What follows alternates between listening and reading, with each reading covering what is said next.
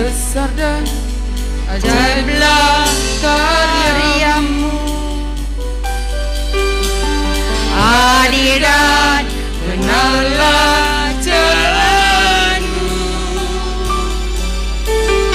Raja segala bangsa yang Maha Kuasa, mulia namamu.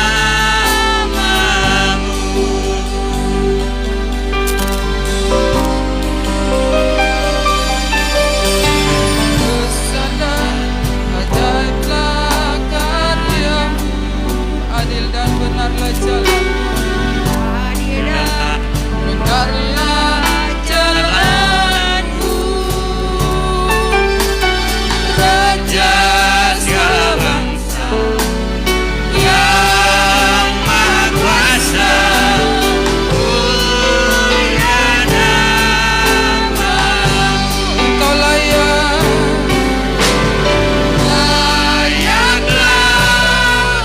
segala bangsa sujud kepadamu.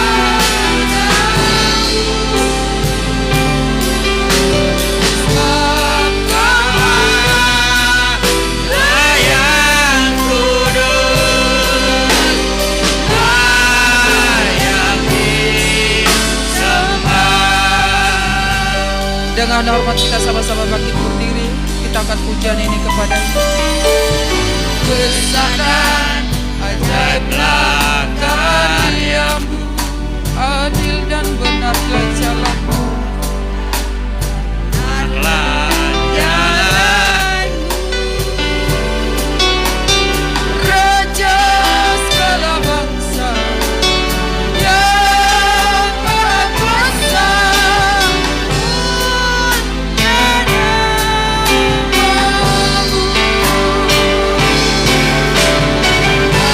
Layaklah segala bangsa sujud kepadamu.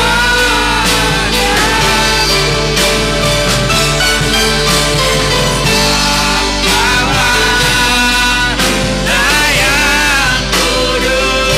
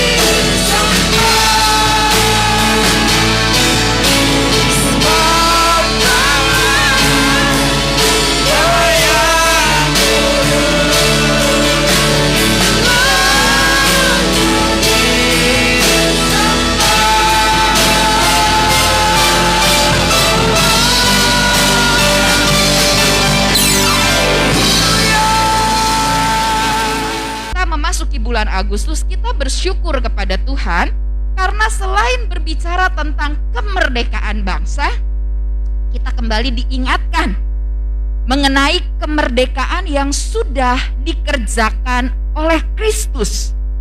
Nah, Allah sudah memerdekakan kehidupan kita. Dalam proses kemerdekaan, saudara, PR sulitnya adalah merebut kemerdekaan. kemerdekaan itu adalah perkara yang susah, perlu perjuangan. Tapi ternyata mengisi dan mempertahankan kemerdekaan jauh lebih sulit daripada merebutnya. Kemarin saya baca satu artikel, kalau saudara hari-hari ini dengar suatu negara yang namanya Afghanistan, ternyata di awal tahun 2000, saudara, tahun 99, itu yang namanya Taliban di negara tersebut itu sudah dikalahkan. Mereka sudah diusir sejak ada keruntuhan menara kembar di Amerika, lalu kemudian mereka digempur habis-habisan, mereka berhasil diusir dari negara tersebut. Orang Afghanistan dimerdekakan. Tapi ternyata ketika sudah dimerdekakan, mereka akhirnya tidak mengisi kedaulatan dengan pertahanan. Sampai akhirnya tahun-tahun ini kembali Afghanistan berhasil direbut. Saudara, bukan hanya direbut, tetapi sampai kedaulatan negaranya diambil alih. Saudara, kemarin berita yang terbaru adalah stasiun televisinya pun diambil alih, nggak boleh ada pembaca berita wanita.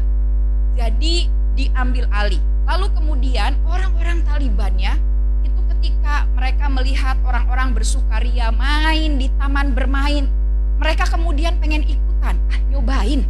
Mereka mulai main bom-bom kar, saudara, dan kemudian viral lah dibilang. Makanya yuk kita hidup dalam kemerdekaan, bebas bermain. Tuh, kalian senang kan bermain di taman bermain? Saudara, apa yang terjadi? Besoknya taman bermain itu langsung dibakar. Betapa kejamnya pola berpikir pemerintahan mereka. Namun saya ambil satu kesimpulan adalah seperti ini. Sebetulnya mereka itu sudah dikalahkan sekitar 10 tahun yang lalu. 20 tahun yang lalu. Pada waktu menara kembar runtuh, lagi zamannya Saddam Hussein dikejar-kejar, itu mereka sebenarnya sudah dikalahkan, saudara. Tapi yang repotnya adalah mempertahankan kemerdekaan, mengisi kemerdekaan, itu yang susah. Bangsa kita sendiri pun dikatakan masih bergumul dalam mempertahankan kemerdekaan. Kita tahun 45, 76 tahun yang lalu disebut sudah merdeka. Tetapi pertanyaannya sampai hari ini, benarkah kita sudah menikmati kemerdekaan? Hari-hari ini kita masih dijajah dengan kebodohan. Saudara, kalau baca peringkat kecerdasan orang Indonesia, minat baca orang Indonesia, itu kalau di negara Asia, itu saudara masih rendah ratingnya. Masih 3 terbawah, 2 terbawah. Jadi belum dikatakan orang yang sungguh-sungguh merdeka. Padahal secara hukum kita sudah disebut merdeka 76 tahun yang lalu. Tetapi untuk mempertahankan kemerdekaan, mengisi kemerdekaan, itu yang masih jadi PR sampai hari ini. Next. Nah, begitu juga sebagai orang-orang yang sudah dimerdekakan oleh Kristus. Saudara dan saya sudah dilepaskan dari ikatan dosa. Mungkin ada yang dijamah oleh Tuhan 10 tahun yang lalu. Ada yang dijamah sama Tuhan 15 tahun yang lalu. Bahkan mungkin ada yang menerima jamahan Tuhan, berkata, saya mau dibebaskan dari ikatan dosa. Saya mau ambil keputusan dibaptis. Saya mau setia, mau ikut Tuhan. Beberapa tahun yang lalu saudara sudah jadi orang yang merdeka. Namun pertanyaannya adalah, apakah kita sudah benar-benar sungguh-sungguh mengisi kemerdekaan itu? Sudahkah saudara dan saya hidup sebagai orang yang merdeka? Secara hukum, secara de jure, kita sudah jadi milik Kristus. Tetapi faktanya saudara, banyak orang dikatakan bahwa Anda sudah menjadi milik Tuhan. Tetapi hidupnya bukan milik Tuhan, miliknya sendiri, bahkan milik dunia ini. Makanya saudara, hari-hari ini kalau kami sebagai pelayan-pelayan Tuhan itu suka serba salah. Kalau ngadain upacara pemakaman, dibilang, dia sudah bersama-sama dengan Kristus di surga hanya karena di KTP-nya Kristen. Itu pun berat pernyataan itu. Benarkah sudah bersama-sama dengan Kristus di surga? Kalau saudara bilang, ya kita kan gak tahu Ci, pas tarik nafas terakhir bisa jadi dia tobat. Saudara, kita tidak bisa berpatokan kepada kebenaran tersebut. Saudara dan saya gak boleh jadi orang Kristen yang asal-asalan. Gak apa-apalah, bikin dosa dulu aja. Nanti pas tarik nafas terakhir, sama kayak penjahat yang ada di salib Kristus, kita tinggal bilang, saya terima Engkau Tuhan, saya mau sungguh-sungguh Tuhan, biar kita bersama-sama dengan Tuhan. Saudara, itu pola berpikir orang yang tidak merdeka. Orang yang sudah dimerdekakan dalam Tuhan, kita tidak bisa hanya sekedar jadi orang Kristen yang part-time. Tetapi saudara, kita harus full-time, bahkan full heart. Nah, untuk itu ada konsekuensi-konsekuensi sebagai orang yang sudah dimerdekakan oleh Kristus. Apa itu? Saudara, kalau hari-hari ini Anda bilang, saya sudah jadi milik Tuhan, saya sudah jadi pengikut Kristus, saya sudah jadi orang yang dimerdekakan oleh Tuhan, maka saudara harus hidup sebagai orang yang sudah dimerdekakan oleh Kristus. Apa cirinya?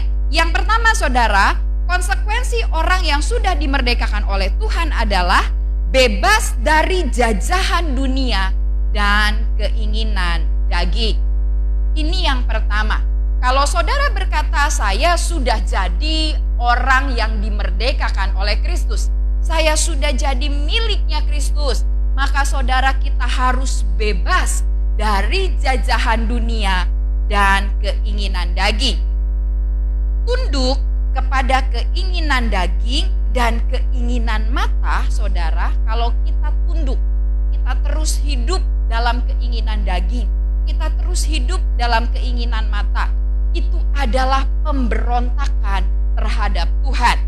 Mari kita mau membaca satu kebenaran firman Tuhan, 1 Yohanes 2 ayat 15 sampai dengan ayat yang ke-17. 1 Yohanes 2 ayat 15 sampai dengan ayat yang ke-17. Saya akan bacakan untuk kita semua. Janganlah kamu mengasihi dunia dan apa yang ada di dalamnya. Jikalau orang mengasihi dunia, maka kasih akan Bapa tidak ada dalam orang itu. Sebab semua yang ada di dalam dunia, yaitu keinginan daging dan keinginan mata serta keangkuhan hidup, bukan berasal dari Bapa, melainkan dari dunia ini. Dan dunia ini, perhatikan saudara, sedang lenyap dengan keinginannya. Tetapi orang yang melakukan kehendak Allah tetap hidup selama-lamanya. Katakan amin. Nah, saudara yang terkasih dalam Tuhan, orang yang tunduk pada keinginan daging dan keinginan mata melakukan pemberontakan terhadap Tuhan. Jadi kalau orang berkata saya milik Kristus, tetapi dia kalah oleh keinginan dagingnya, dia kalah oleh keinginan matanya, saudara tahu, menyaksikan tayangan yang tidak pantas mendukakan Roh Kudus, tetapi rasanya kok terlihat terus, saudara. Untuk itu kita harus belajar untuk tidak lakukan itu. Kalau saudara berbuat curang untuk dapat keuntungan, saudara berpikir, nggak ada yang tahu. Tetapi Allah mengenal hati kita. Saudara, ketika kita mengasihi dunia, cari untung banyak-banyak, tapi mendukakan hati Tuhan dengan cara-cara yang tidak berkenan, saudara, dikatakan dunia ini akan lenyap dan keinginannya. Tetapi orang yang melakukan kehendak Allah akan tetap hidup selama-lamanya. Nah, hari-hari ini mari kita mau belajar untuk bebas dari jajahan dunia ini dan keinginan daging kita. Ibaratnya seperti ini, saudara. Saudara dan saya tinggal di Indonesia. Saudara dan saya hidup di negara ini, tetapi mengibarkan bendera lain. Saudara, ini adalah pemberontakan. Ini adalah pelecehan. Begitu juga dengan kehidupan kita. sebut pengikut Kristus, tapi kita lakukan kehendak daging, kita lakukan cara-cara dunia ini, saudara, kita nggak bisa berkenan di hadapan Allah. Meskipun di KTP saudara beragama Kristen, meskipun saudara ke gereja terus-menerus, tapi kalau tidak ada perubahan dalam keinginan daging, keinginan mata, itu tetap merupakan pemberontakan kepada Tuhan. Untuk itu yang pertama, saudara, orang yang sudah merdeka dalam Tuhan, mau tidak mau, suka tidak suka, saudara harus bebas dari jajahan dunia ini dan keinginan daging. Kalau keinginan daging bilang, saya harus marah. Aduh saudara, kalau kita ikutin hawa nafsu, rasanya mudah. Tapi saudara, ketika kita tidak akurat lakukan keinginan Tuhan, maka saudara ada konsekuensinya. Itu adalah tindakan-tindakan yang tidak sukakan hati Tuhan. Untuk itu kita mau bebas dari jajahan dunia. Kita mau lakukan hal-hal yang hanya sukakan hati Tuhan. Yang kedua, apa konsekuensinya sebagai orang yang telah dimerdekakan oleh Tuhan? Saudara harus dimuridkan, harus mau dinasehati, diajar untuk berubah kemudian berbuah. Saudara, Lukas 14 ayat 33, mari kita sama-sama baca. Lukas 14 ayat 33 berkata, demikian pula lah tiap-tiap orang di antara kamu yang tidak melepaskan dirinya dari segala miliknya, tidak akan menjadi muridku. Saudara, orang yang bebas, orang yang merdeka, saudara harus mati dari keinginan daging. Saudara harus serahkan hak. Kalau saudara berkata ini hakku untuk berbuat curang, saudara harus serahkan haknya. Kalau saudara berkata ini hakku untuk menipu, saudara harus serahkan hak itu. Kalau saudara berkata ini hakku untuk marah, ini hakku untuk lakukan hal yang tidak benar, maka saudara harus belajar serahkan hak. Saudara harus selesai dengan dirimu. Saudara harus bisa mati dengan diri kita. Kenapa? Karena dikatakan kalau orang tidak mau mati di dalam dirinya, orang tidak mau serahkan haknya, tidak mau serahkan segala miliknya, dikatakan tidak dapat menjadi muridku. Saudara, Tuhan panggil kita bukan untuk jadi pengikut. Matius 28 ayat 19 sampai 20 berkata, karena itu pergilah, jadikanlah semua bangsa muridku dan baptislah mereka dalam nama Bapa dan Anak dan Roh Kudus, dan ajarlah mereka melakukan segala sesuatu yang telah kuperintahkan kepadamu, dan ketahuilah aku menyertai kamu senantiasa sampai kepada akhir zaman. Nah, saudara, Tuhan suruh kita untuk jadi murid. Murid pasti mau diajar. Ibu-ibu yang hampir 2 tahun ini ya, ibu-ibu yang hampir 2 tahun ini, anaknya nggak belajar. Anaknya belajar di rumah, orang tuanya sibuk. Saudara, banyak orang-orang tua yang bilang, hari-hari ini itu yang belajar kelompok mamahnya. Mamanya bawa PR, tanya sama ibu-ibu lain. Anaknya nggak belajar, saudara. Kenapa? Karena orang tuanya ngerasa anaknya nggak diajar oleh guru. Kalau di sekolah dididik, ada jam pelajarannya, belajar disiplin. Ketika di rumah, orang tuanya tidak sanggup mengawasi.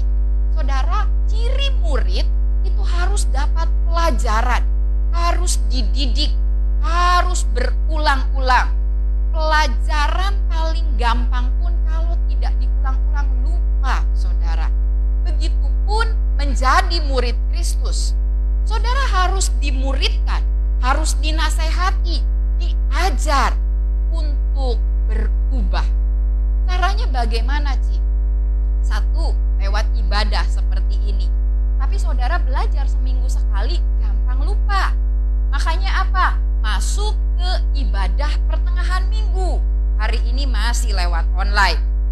Kalau kurang cukup, apa yang harus dilakukan? Masuk ke komsel-komsel, saudara. Dikatakan di sana diulas lagi firman Tuhannya. Ada pengupasan materi, ditanya lagi. Setelah itu, saudara siapkan diri. Saya akan sedang bikin program, ada program dari BPH yang namanya MSK. MSK ini adalah pelajaran untuk pemuritan jemaat. Saudara harus ikuti antusias. Kita akan bikin programnya di jemaat kita. Saudara dan saya mau nggak mau, suka nggak suka, diajar, dimuridkan. Tujuannya buat apa? Saudara, kita bertumbuh, berubah, dan berbuah. Katakan amin. Itu namanya murid. Kalau saudara nyebut diri Kristen tapi nggak suka dengar pengajaran, saudara nggak suka dengar pemuritan, saudara nggak suka dengar khotbah, saudara, kita jadi orang Kristen yang gampang dimasuki ajaran yang tidak benar. Hari-hari ini semuanya serba online, saudara. Memudahkan, saya jadi mudah ikutin semua pelajaran. Setiap kali ada program dari BPH kita, saya coba tangkap, coba ikuti. Saudara, diulang terus. Kalau kita, ya hidup kita ya, hati kita kayak gelas yang penuh. Tiap diajar, kita punya sifat bilang, udah tau lah, udah bosen lah. Saudara, kita gak akan pernah bisa penuh. Saudara gak akan pernah bisa dapat pengajaran yang baru. Sama seperti kolam, kalau airnya gak mengalir, lama-lama bau airnya, saudara. Lama-lama mati kehidupan di dalamnya. Tapi ketika saudara bagikan sama orang lain, saudara datang dengan gelas yang kosong. Saudara rindu, punya rasa lapar, rasa haus. Sampai akhirnya ketika dengar orang lain bersaksi, ketika dengar pengajaran, bertanya, Tuhan, Engkau ajar apa buat saya? Engkau ajar apa buat saya? Saudara, ada satu kesaksian. Ada seorang anak, dia cinta Tuhan. Dia rindu papahnya untuk kenal Kristus. Tapi papahnya ini keras hati. Tiap kali diajak ke gereja, papanya bilang gak mau. Anak ini berdoa terus buat ayahnya. Tiap hari dibujukin, Pak ikut ke gereja yuk, ikut ke gereja yuk. Lalu kemudian saudara, di gerejanya itu ada KKR, sebutlah pendeta besar gitu ya, datang ke gerejanya, ada KKR 2 hari berturut-turut gitu ya, 2 hari. Saudara, pendeta ini luar biasa. Waduh, anaknya antusias, semangat. Semoga bapaknya bisa datang ke gereja, dengar khotbahnya bapak pendeta itu gitu ya, saudara. Dia doa, dia ajak hari pertama, Pak, ayo kita ke gereja, ada bapak pendeta itu loh. Wah, itu luar biasa, Pak, ayo kita ke gereja. Gak mau. Nah, besoknya si anaknya nyoba lagi, Pak, ayo Pak, hari terakhir. Lalu kemudian saudara, bapaknya bilang, oke lah, saya mau ikut. Datang ke gereja, saudara. Sudah datang ke gereja, tiba-tiba pengurus gereja maju ke depan sesudah puji-pujian. Jemaat udah lihat-lihatan, Pak pendetanya mana ya? Kok gak datang? Gitu, saudara. Lalu kemudian si pengurus gerejanya bilang, Bapak Ibu, mohon maaf, Bapak pendeta yang KKR ini tiba-tiba kurang sehat. Jadi gak bisa khotbah di tengah-tengah kita. Akan digantikan oleh salah satu tetua gereja. Anaknya bilang, waduh, padahal dia berharap pendeta ini khotbah mengubah hati. Ini pertama kalinya bapaknya mau ke gereja. Masuklah ketua gereja, sudah usianya saudara juga sudah cukup tua. Dia buka Alkitab, bukanya saudara di Perjanjian Lama. Dia baca silsilah dari Kejadian.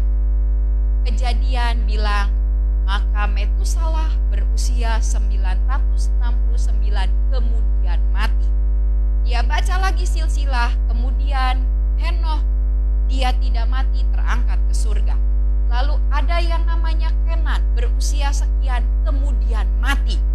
Dia ucapkan lagi, ada tokoh ini usianya segini kemudian mati. lalu ada usia segini, tokoh segini, kemudian dia mati, gitu ya saudara.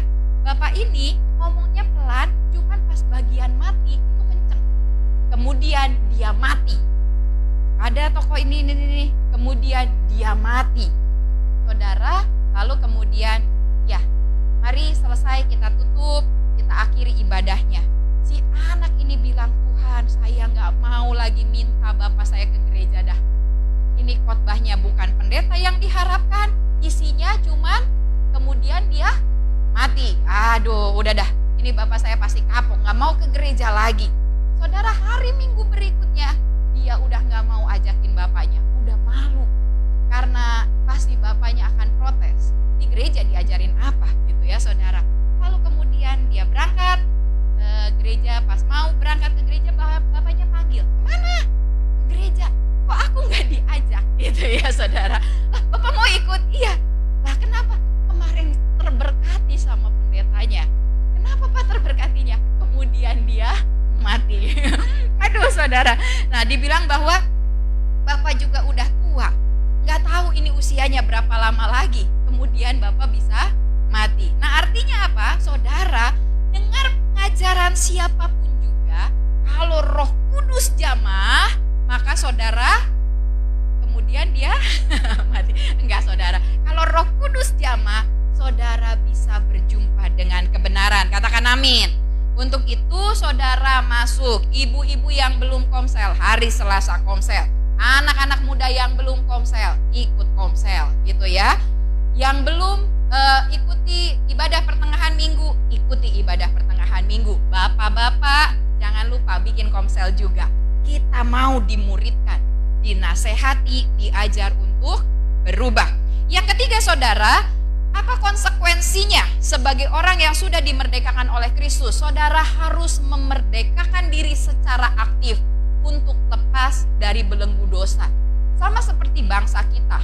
Saudara diajarin PPKN. Dulu lagi zaman saya PMP. Terus kemudian berubah PPKN. Lalu kemudian berganti PKN. Sekarang apa? Kewarganegaraan? Atau sudah berubah lagi Pak Heri? Kewarganegaraan. PKN ya. Nah, pembinaan kewarganegaraan PKN gitu ya. Diajarkan berulang-ulang. Bahkan dulu lagi zaman saya kalau agama PKN di bawah 6 pasti nggak naik, saudara. Kalau sekarang nggak lah, harus ada standar ketuntasannya. Tapi diajar terus, diupayakan. Saudara kalau mau masuk ke pekerjaan ada tes kewarganegaraan. Ada upaya secara aktif untuk lepas, untuk hidup merdeka. Saudara, kita juga nggak boleh dikit-dikit pernyataan, tapi daging saya lemah. Roh memang penurut, tapi daging lemah. Banyak orang Kristen potong ayat ini, saudara. Alasannya dikit-dikit kalau bikin dosa, ya daging lemah sih. Dikit-dikit kalau bikin dosa, daging lemah sih, saudara. Jangan lupa, kata awalnya apa? Roh memang penurut. Orang yang jadi murid Kristus, garis bawahinya kata itunya, roh memang penurut. Maka saudara harus belajar tunduk. Kalau mau bikin dosa, roh memang penurut. Meskipun godaan dosa lebih besar. Kalau saudara mau melukai hati orang, ingat, roh memang penurut. Dagingnya yang lemah. Kita nggak bisa dikit-dikit, aduh gimana ya, saya digoda setan sih. Kata setan, kapan saya godanya? Gitu ya saudara. Dikit-dikit nyalahinnya, setan sih saya hilaf. Padahal saudara, kita yang tidak secara aktif memerdekakan diri. Kita yang ikut untuk berbuat dosa. Nah saudara, kalau kita tidak memerdekakan diri secara aktif, kita nggak berkenan di hadapan Tuhan. Roma 1 ayat 6 berkata, kamu juga termasuk di antara mereka yang telah dipanggil menjadi miliknya Kristus. Kita sadar, aku ini milik Kristus. Aku nggak boleh lagi hidup dalam dosa. Makanya kita harus bekerja aktif. Saudara, sekolah minggu ulang-ulang. Baca kitab suci, doa tiap hari, muji tiap hari, nyembah tiap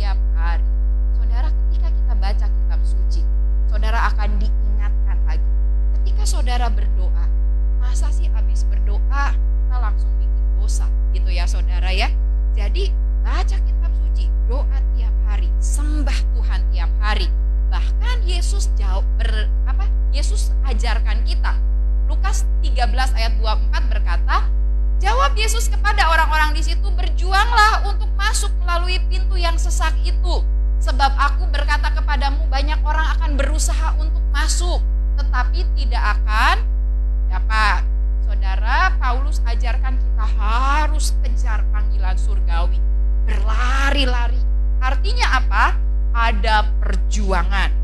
Untuk itu, merdekakanlah diri secara aktif.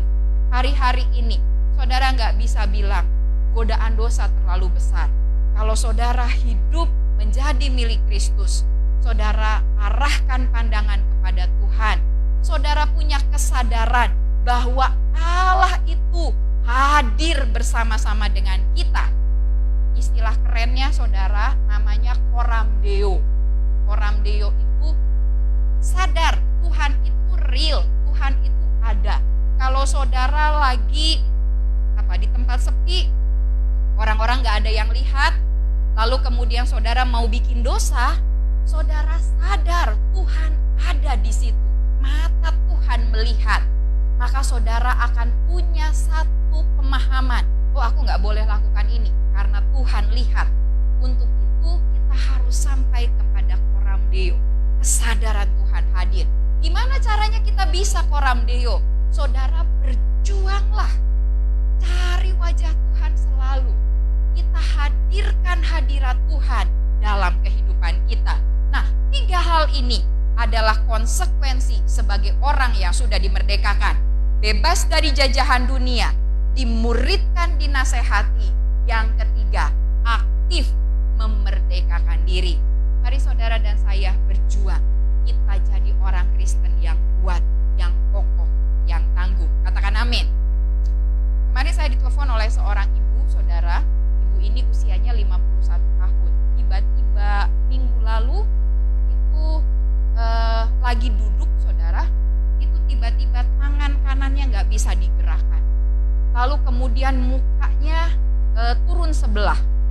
Jadi gejala stroke. Lalu kemudian dia ketika alami hal itu, dia langsung doa, dia nyanyi, dia nyembah. Dan dia diingatkan, Tuhan, kalau saya lewat hari itu, saya gak punya lagi kesempatan untuk menyembah Tuhan. Dia dibawa ke rumah sakit, saudara, dia terus muji. Dia bilang, Tuhan, saya mau dikasih kesempatan kedua. Saya mau hidup lebih sungguh. Saya mau layani Tuhan lebih sungguh. Saya mau hormati otoritas. Saudara, lalu kemudian mujizat Tuhan terjadi. Dokternya sampai bingung. Kenapa? Karena dia dicek direkam otak, ternyata tidak ada penyumbatan. Tensinya bagus, dicek kolesterolnya cuma 150, normal, bagus, semua dicek bagus. Tapi di situ dia belajar. Hari-hari ini kita nggak pernah tahu kapan kita berpulang. Tetapi selama kita masih hidup, saudara harus pakai untuk kemuliaan nama Tuhan. Katakan amin. Karena semuanya, saudara, ujungnya cuma kematian. Tetapi bagi orang yang percaya kepada Tuhan, kematian adalah awal kehidupan kekal. Kematian adalah saat di mana kita berjumpa dengan kekasih jiwa dan kita masuk ke dalam kerajaan kekal. Tidak perlu takut. Tetapi kalau saudara hidupnya nggak sungguh-sungguh, saudara masih di bawah penjajahan keinginan daging, saudara akan takut menghadapi kematian. Untuk itu, mari hari-hari ini berjuanglah untuk masuk melalui pintu yang sesak itu. Sebab aku berkata kepadamu, banyak orang akan berusaha untuk masuk, tetapi tidak dapat. Amin untuk kebenaran firman Tuhan. Mari kita bangkit berdiri, kita mau berdoa.